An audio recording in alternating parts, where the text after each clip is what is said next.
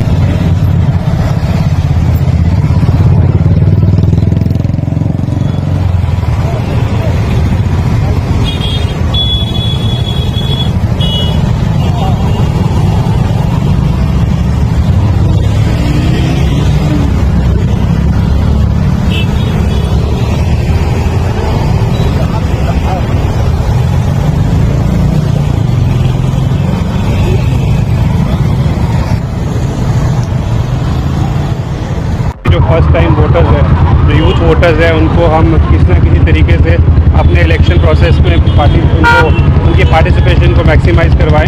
इसके लिए हमने यूथ बैंड पोलिंग स्टेशन जो है इस बारी हर असेंबली कॉन्स्टिट्यूंसी में रखा है, जिसके अंदर एक जो सारे जो P1 P2 P0 ऑफिसर्स होंगे यूथ होंगे, और यूथ को अच्छे से पार्टिसिपेशन करवाने के लिए हमने आज एक बाइक रैली भी रखी थी, जिसमें डिफरेंट के सोसाइटी के डिफरेंट सेक्शन के लोगों ने पार्टिसिपेट किया। और सब ये जो बाइक रैली है ये तो पुंछ टाउन के बीच में से निकली और लोगों के बीच में हमारा ये मैसेज लेके गई कि voting is a very important thing. और जो आने वाली 25 सितंबर है उसमें हमने सबने वोटिंग परसेंटेज को बढ़ाने के लिए मैक्सिमम नंबर्स ने लोगों ने वोटिंग कर ली। Thank you. ये लास्ट प्रोग्राम था आज का? नहीं, इसके बाद एक मेगा कल्चरल प्रोग्राम हमने शेड्यूल किया है, और इसके साथ हर जो कॉन्स्टिट्यूंसी है उसके अंदर हमारे डेली बेसिस पे स्कूल में प्रोग्राम चल रहे हैं, इलेक्टोरल लिटरेसी क्लब्स हैं, पेंटिंग कॉम्पिटिशन है। परसों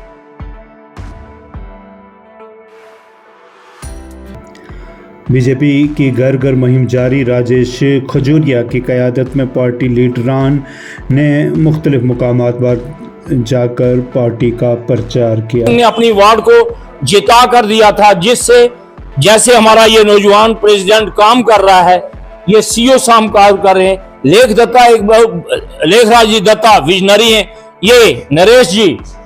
आप अगर मैं आपको एक बात कहता हूँ, ये कोई झूठ है, अगर आपने वार्ड वाइज अपने बूथ को संभाल के रखा, अपने बूथ पर ईमानदारी से काम किया, क्योंकि बहुत से दंगे भी हो सकते हैं, लड़ाई हो सकती है, तरीके से किया, तो मेरा ख्याल है जिस तरह से मेरी बहनें बेटियां भाई आप लोग काम कर रहे हैं, तो मुझे यकीन है कि 90% सिटी से वोट आपको मिलेगा।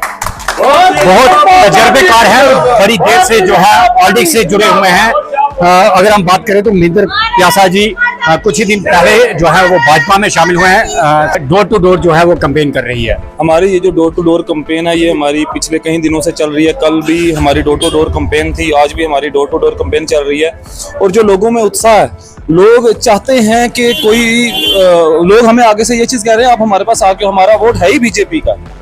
हर इंसान बीजेपी की डेवलपमेंट से, बीजेपी के जितने भी पॉलिसीज हैं उन सब से खुश है और बीजेपी के साथ आना चाहता है। तो हमें बहुत ही अच्छा रिजल्ट मिल रहा है। और मैं एक चीज कहूंगा कि युवा जो है वो बहुत ज्यादा अचीवमेंट्स दिखा रहे हैं, युवा बहुत ज्यादा इस बीजेपी की तरफ उत्साह से आके बीजेपी के साथ जुड़ रहे हैं और इस डेवलपमेंट को समझ रहे हैं। देखिए, 2014 के बाद जब से देश के प्रिय प्रधानमंत्री जी ने इस देश की बागडोर संभाली और ऐसी योजनाएं जो उन्होंने लाई, जो कि आज लोगों में इम्प्लीमेंट हुई, तो आज लोगों का रुझान आप देख सकते हैं। हम सुबह से कैंपेन में लगे हुए हैं, जिस घर में जाते हैं आगे से एक ही आवाज आ रही है, नरेंद्र भाई मोदी जी जिंदाबाद और भारतीय जनता पार्टी जिंदाबाद। आप देख सकते हैं ये हमारा जो जम्मू कश्मीर का जो हमारा मैनिफेस्टो लेकर के भारतीय जनता पार्टी लोगों के बीच में आई है।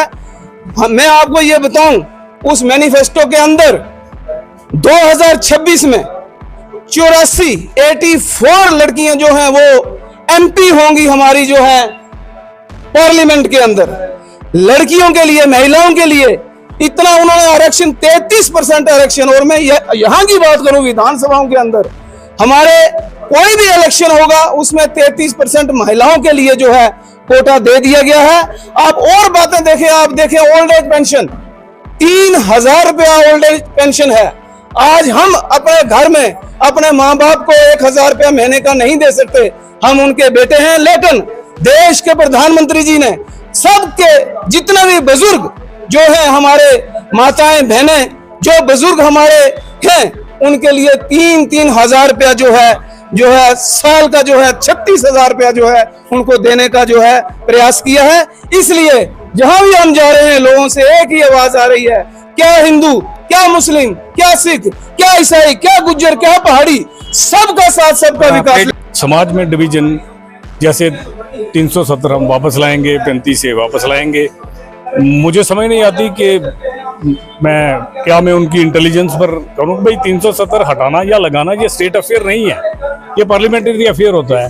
और फिर एक पार्टी का लीडर ऐसी बातें करता है, वो इस तरह की बातें इसलिए कर रहे हैं, उन्हें पता है कि अब चाहे नेशनल कॉन्फ्रेंस हो या पीडीपी हो, एक बात निश्चित है कि इनका, जिसको हम कहते हैं, इनकी पॉलिटिकल एक्सटिंक्शन होने वाली है, राजनीतिक विध्वंस होने वाला है।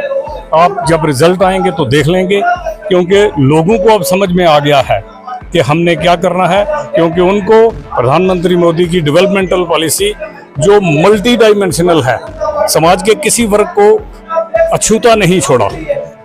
लोग उस डेवलपमेंट को चाहते हैं, पीस एंड प्रोग्रेस को चाहते हैं, ट्रैंक्विलिटी एंड डेवलपमेंट को चाहते हैं। उन्होंने महिलाओं का दर्जा इतना ऊंचा किया है जो 70 सालों से महिलाओं को किसी ने नहीं पूछा। हमारे जब से प्रधानमंत्री जी आए हुए हैं, हमारे महिलाओं के बारे में उन्होंने दिन रात नहीं देखी। बच्चों के बारे में बेटी बचाओ बेटी पढ़ाओ अभियान जो सबसे पहले उन्होंने आयुष्मान कार्ड की बात की थी, और सबसे पहले ये जो गैस उदेशपाल के हमायतों की प्रेस कॉन्फ्रेंस, नौजवान लीडर का ताउन करने की आवाम से की अपील। कहा शेर पुंछ के फर्जंद उन्हीं की तरह लोगों के काम करेंगे। को इलेक्शन लड़वाया जा रहा है, वो भी पुंछ की आवाम की आवाज़ पे, और स्पेशली पुंछ के यूथ की आवाज़ पे। क्योंकि डॉक्टर साहब ने कहा कि मैं एक डॉक्टर हूँ, मुझे कोई ज़रूरत नहीं है इस झंझट में पढ़ने की। लेकिन अवाम ने ये कहा, यूथ ने ये कहा कि हमारे साथ बहुत नाइंसाफ़ियाँ हो रही हैं। तो डॉक्टर साहब, हमारी आवाज़ सेंट्रल गवर्नमेंट तक पहुंचाने के लिए हमें एक बहुत अच्छा लीडर चाहिए, ईमानदार लीडर चाहिए। शेर पुंछ यशपाल शर्मा जी जैसा ही लीडर चाहिए, जो बगैर मजहब मिल्लत हर जाति के हर भाई को अपने सीने से लगाते थे, चाहे वो सिख धर्म के रिलेटेड हो, चाहे वो हिंदू धर्म से हो, चाहे वो मुस्लिम धर्म से हो, चाहे वो ईसाई धर्म से हो। शर्मा साहब ने अपने घर के दरवाजे हमेशा 24 घंटे लोगों के लिए खुले रखे हैं। इसलिए हमने भी डॉक्टर साहब से ये रिक्वेस्ट की कि आप इस इलेक्शन में ज़रूर खड़े हों। इस बार जनता की आवाज़ है, ये एक वेव चल रही है, बहुत अच्छा रिस्पांस लोगों का हमें मिल रहा है। क्यों कि आप देख लीजिए, हमारे लोगों के साथ हर तरफ से नाइंसाफ़ी की जा रही है। मेडिकल लाइन पे जाएं हम, मेडिकल ग्राउंड पे देखो, जीएमसी कॉलेज पुंछ को नहीं दिया गया, वो उठाकर रजौरी में चला गया।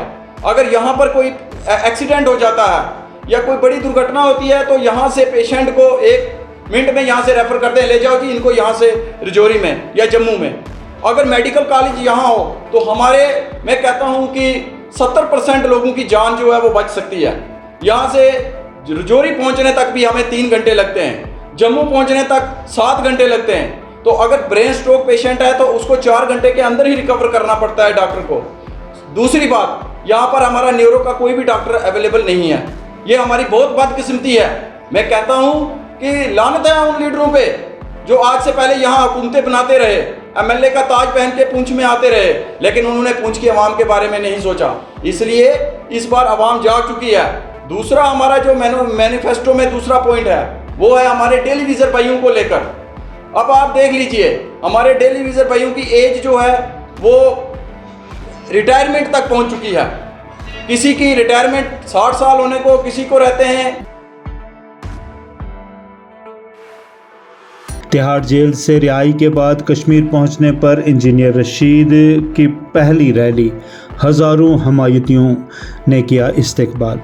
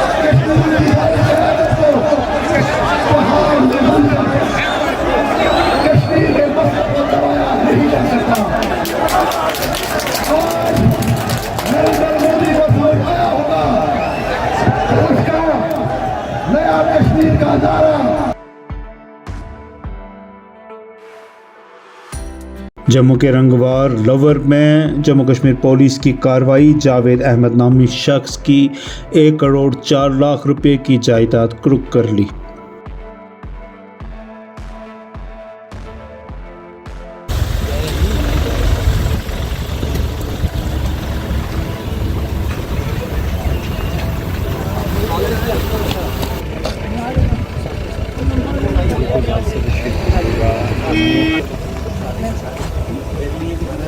जम्मू कश्मीर पुलिस की अगर बात की जाए तो एक तरफ जम्मू कश्मीर को नशा मुक्त बनाने की कोशिश की जा रही है, लेकिन वहीं आपको बता दें कि आए दिन ऐसे मामले आ जाते हैं जो हैरान कर देते हैं। वहीं आपको मैं बता दूं कि लोअर रंगूरा जम्मू से ये मामला सामने आया है, जहां पर जम्मू कश्मीर पुलिस की एक बड़ी कार्रवाई देखने को मिल पा रही है, जहां पर जम्मू कश्मीर पुलिस द्वारा 1 करोड़ 4 लाख की प्रॉपर्टी को अटैच किया गया है और 3 एफआईआर मामले में दर्ज की गई है। आपको बता दें कि एंटी ड्रग कार्रवाई है, एंटी ड्रग मामले में ये कार्रवाई की गई है, जहां पर सीनियर ऑफिशियल्स ने भी कहा है कि जम्मू कश्मीर पुलिस द्वारा जम्मू कश्मीर में यहाँ पर नशा मुक्त बनाया जाएगा और अगर कोई भी व्यक्ति ड्रग्स में मुलव्विस है उनके खिलाफ कड़ी से कड़ी कार्रवाई जो है वो भी की जाएगी। लेकिन फिलहाल आपको बता दें कि जम्मू कश्मीर पुलिस की ये बड़ी कार्रवाई लोअर रंगूरा जम्मू से है, जहां पर 1 करोड़ 4 लाख की प्रॉपर्टीज को अटैच किया गया है।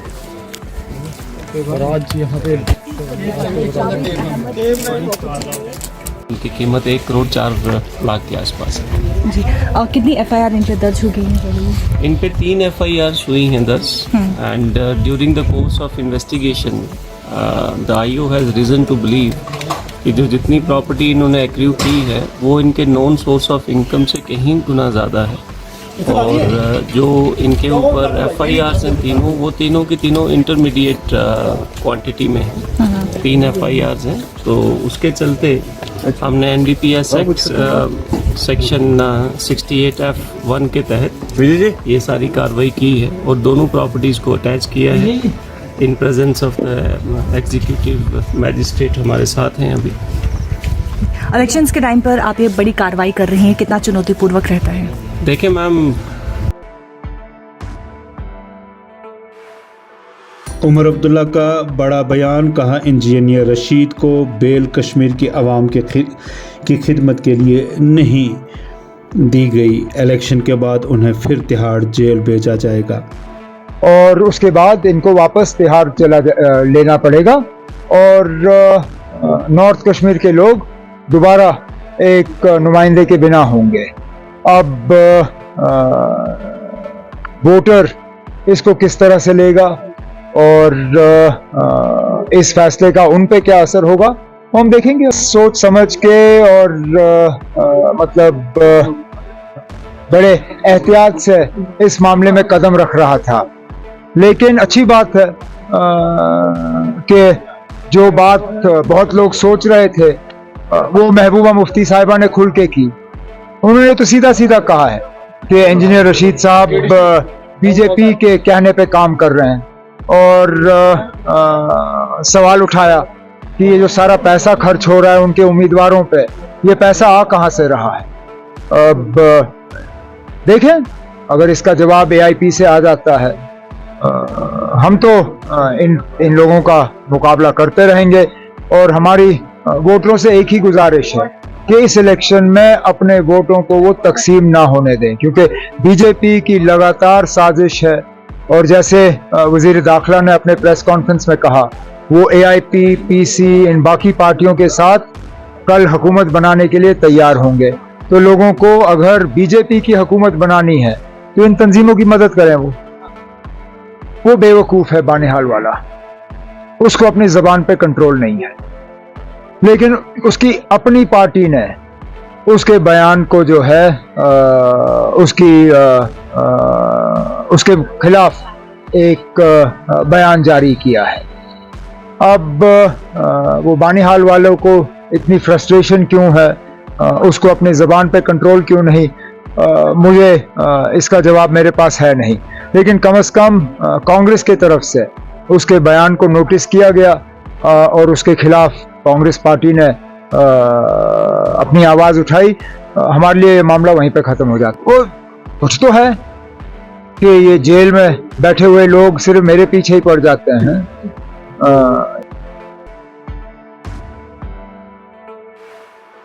कांग्रेस सदर ने श्रीनगर में प्रेस कॉन्फ्रेंस की, कहा स्टेट को यूटी बनाया गया, ये हिंदुस्तान की तारीख में पहली बार हुआ।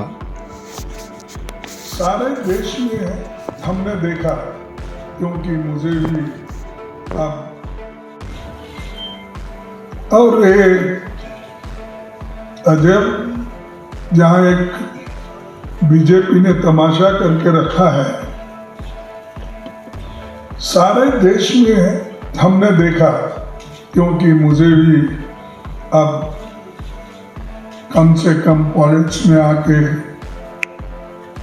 60 साल के नज़दीक हो रहे और मैं MP, MLA, राज्यसभा मेंबर बन के 52 साल हो गए। ऐसा ही मैं बाकी की चीज़ें आप पढ़े होंगे, देखे होंगे, सुने होंगे, मुझे भी थोड़ा ज्ञान पॉलिटिक्स में रखता हूँ।